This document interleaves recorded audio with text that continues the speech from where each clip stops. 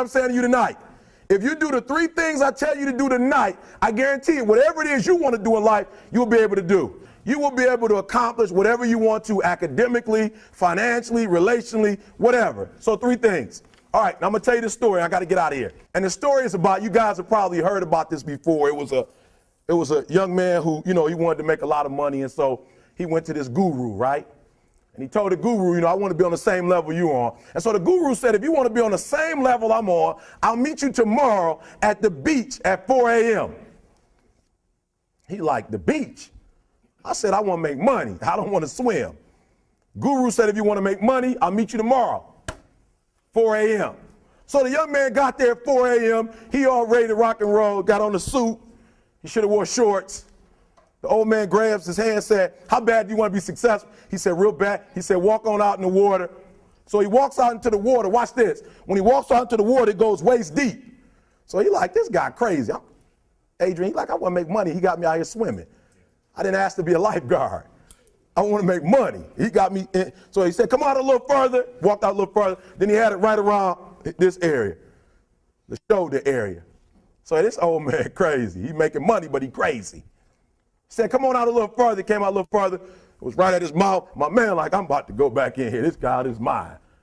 So the old man said, I thought you said you wanted to be successful. He said, I do. He said, walk a little further. He came, dropped his head in, held him down, hold him down. My man getting scratching, holding him down. I got you. I know you brushed it out, but I got you. He had him held down. I need you for an illustration. He had him held down. Just before my man was about to pass out, he raised him up. He said, I got a question for you. Somebody answer the question for me. He said, when you were underwater, what did you want to do? Lee, I'm looking for a different word, though, than lip. What's that word? He said, I wanted to breathe. He told the guy, he said, when you want to succeed as bad as you want to breathe, then you'll be successful. I don't know how many of y'all got asthma in here today, but if you ever had an asthma attack before, you short of breath, SOB, shortness of breath, you wheezing. The only thing you trying to do is get some air. You don't care about no basketball game. You don't care what's on TV. You don't care about nobody calling you. You don't care about a party. The only thing you care about when you're trying to breathe is to get some fresh air. That's it. And when you get to the point where all you want to do is be successful as bad as you want to breathe, then you'll be successful. And I'm here to tell you, number one, that most of you say you want to be successful, but you don't want it bad. You just kind of want it. You don't want it badder than you want to party. You don't want it as much as you want to be cool. Most of you don't want success as much as you want to sleep. Some of you love sleep more than you love success. And I'm here to tell you today, if you're going to be successful, you've got to be willing to give up sleep. You got to be willing to work off for 3 hours of sleep, 2 hours. If you really want to be successful, some days you're going to have to stay up 3 days in a row. Because if you go to sleep, you might miss the opportunity to be successful. That's how bad you got to want it.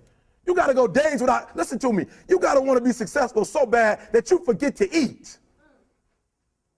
Beyonce said once she was on the set doing her thing, 3 days had gone by, she forgot she didn't eat because she was engaged. I'll never forget when 50 Cent was doing his movie, I did a little research on 50, and 50 said that when he wasn't doing the movie, he was doing the soundtrack. And they said, when do you sleep, 50? Sleep. He said, sleep. Sleep is for those people who are broke. I don't sleep. He said, I got an opportunity to make a dream become a reality. Football players, how many football players? I got anybody like football in here? Raise your hand. Anybody like football?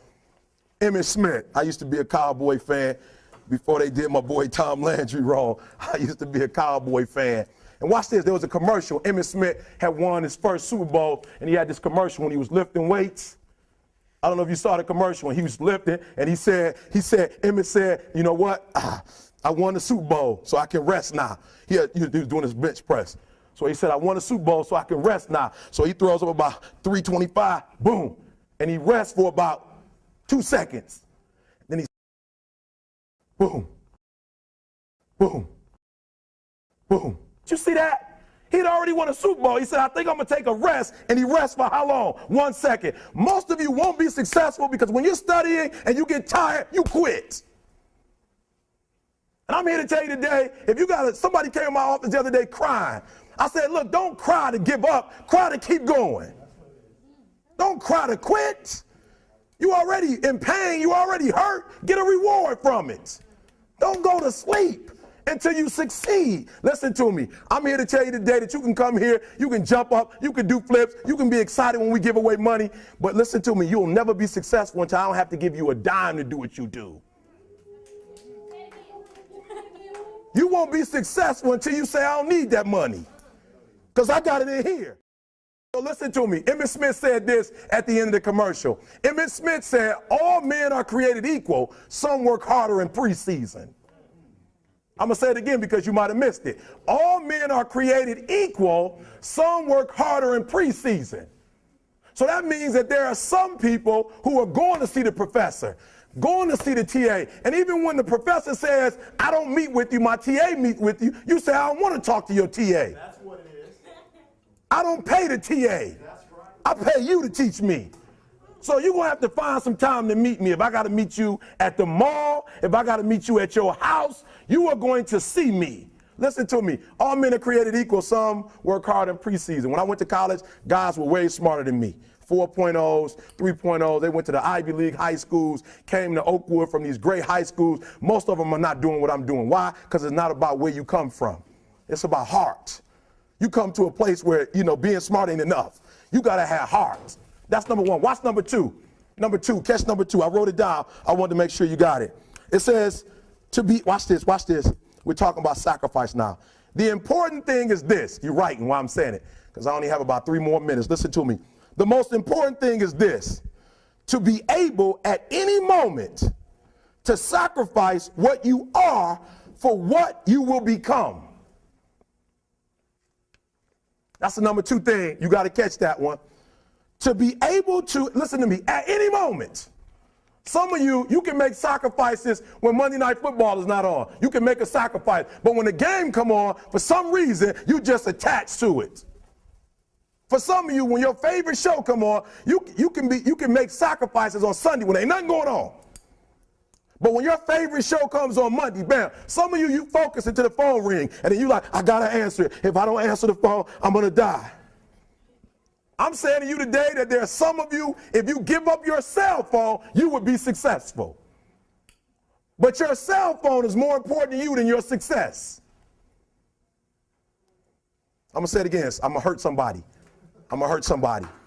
Some of you need to give up your cell phone, because the time you spend on your cell phone could be used for your success. The time you could be using to be successful, you're using it on the cell. And the cell phone is not bringing you nothing but a bill. And somebody has told you you couldn't live without it. I'm talking about going deep now, giving up stuff. Watch what it says. To be able at any moment to sacrifice what we are for what we could be. I don't do well in math. You're right. You ain't never studied. I'm not good in writing because you have never written before. But I dare you to fail in writing for a whole year to see if you can get to the end. I dare you to fail. I dare you to take that same class over and over again. I dare you to stop dropping classes like you soft. Always want to give up. I'm dropping. Why are you dropping? I'm so grateful that the slaves didn't drop and quit. Say, I'm just going to stop. I'm a slave. I'm just going to be a slave. I'm going to quit. Listen to me. The slaves said, we will live because one day we will become. We won't always be slaves. So today, although we're slaves, we're going to act like we're free, and one day our children will be free. If the slaves would have just said, we quit, we give up, we would have died in the middle passage. But some slaves said, I don't care what we go through, we're going to survive this. 400 years of slavery, we're going to get through this. And you can't get through it 1825. You can't get through a writing class, and you got tutor after tutor, resource after resource. The problem is you ain't never felt no pain before. You're soft. It's a soft generation. You quit on everything. Our people did not quit. Harriet Tubman not only made it, she went back and got some more. She said, you know what, I made it, but I'm going to walk listen to me, not ride the bus. I'm going to walk all the way back down to the South to get some more. And you quitting on 1825? Now watch this. You quit after you listen to me, you get a sleeping bag and you wait for them. You wait for the first WRA instructor to come in and you come out your sleeping bag, I need help. You quit after you do that. You quit after you had, listen to me, a WRA party. I'm having a party. Everybody come over. I got food, everything. And let them get over there. Let it be all the best writers. All right, I food y'all. I want to have a writing party.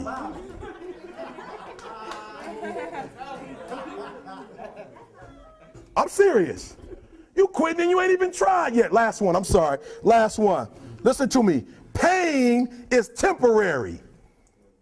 It may last for a minute or an hour or a day or even a year. But eventually it will subside and something else will take its place. If I quit, however, it will last forever. Listen to me, I'm telling you as I leave. I was homeless for 2.5 years. And the problem with most of you, you never felt no pain before. Y'all spoiled. Y'all spoiled. Some of y'all spoiled. Just bottom line. Your parents have done everything for you. You never had to do nothing for yourself. You're spoiled. We're going to keep it real tonight. Some of you are spoiled brats. Every time you ever got in trouble, somebody in your house got you out of it. Every time you've done something you're not supposed to do, people say, Eric, your mother's a tyrant. You're right. She kicked me out. You're right. She's mean, but she developed a man because she put me out there and said, you're going to have to grow up. And some of you have never learned to grow up. And so every time something get hard, you quit, you call mama. I dare you to take a little pain. I dare you. I dare you not to go home. Somebody said, I don't go home, I feel bad. Go through it. You ain't gonna die. At the end of pain is success. You're not gonna die because you're feeling a little pain. I'm not eating like I eat at home. That's why you're about to go to the next level, because if you keep eating like you ate at home, you will keep being a boy or a girl. It's time to become man, woman. So don't worry about a little pain. My greatest asset is I was homeless. So I can't feel a whole lot of pain. I've already been alone. It's not a whole lot of hurt I can feel on a little paper, on a little test. So I leave you, listen to me. We have gotten to a point where it's midterms and we're moving forward. The days of you getting money, I'm not saying we quitting, but I'm saying the day has got to go from external to internal. You have to give it everything you got. No more TV, no more parties, no more playing. If you don't have a 4.0, what you need to be doing is studying. Get off the phone. I'm sorry, I'm not available until the end of this year. No, I'm for real. You reached the right number, but you called me at the wrong time. Call me back January 1st. I'm about to get busy now. Huh? I want you to have a countdown of your own and say when the countdown is over, we're the real, watch me, because when I was homeless, I knew something was wrong. I knew that wasn't the best of me. And one day I said, will the real Eric Thomas please stand up? Will the real Eric Thomas please stand up? Stop being this high school dropout. Stop giving up. Stop sleeping on the street. Stop walking up and down Finkel Avenue like you ain't got nothing and get your GED. Stop being afraid to take a test. Stop being afraid to go to college because your daddy didn't go and your mama didn't go. Stop being afraid and be the best Eric Thomas you can be. But listen to me, it's going to be hard. It took me 12 years to get a 4-year degree, but I got it. And guess what? On a degree, it don't have dates. So if it took you 4 and it took me 12, it don't show up nowhere. But I'm exactly where I wanted to be because I realized I got to commit my very being to this thing. I gotta breathe it, I gotta eat it, I gotta sleep it. And until you get there, you'll never be successful in life. But once you get there, I guarantee you, the world is yours. So work hard and you can have whatever it is you want. Thank you guys for your time.